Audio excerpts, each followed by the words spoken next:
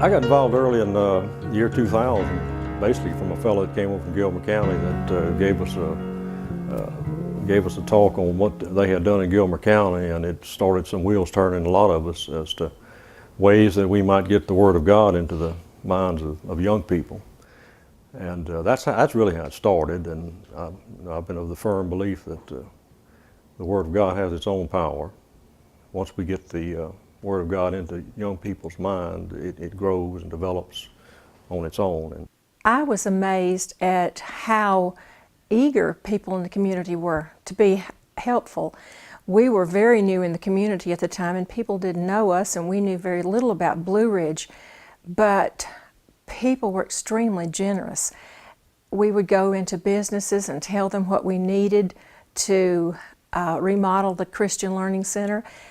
And many of them just said, go pick out what you need and you can have it. So I would say to anybody that has not yet become involved in a financial way and in prayers, to examine it, find out what it's about.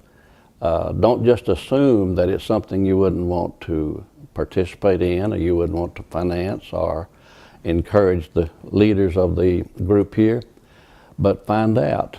If we can't educate ourselves on any particular thing while we're just shooting in the dark, so to speak.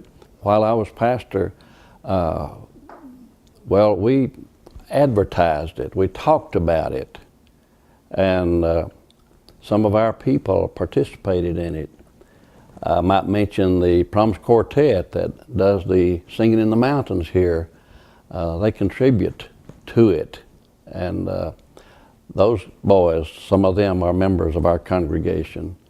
And so we've just been kind of involved in it, not just in a personal manner, but as a church. And I would invite every church, I would encourage every church to find out about it, see if you think it's worth supporting. And I encourage the businesses, now they do support the Learning Center, and I know through Singing in the Mountains, we've had some great support sponsoring the whole event.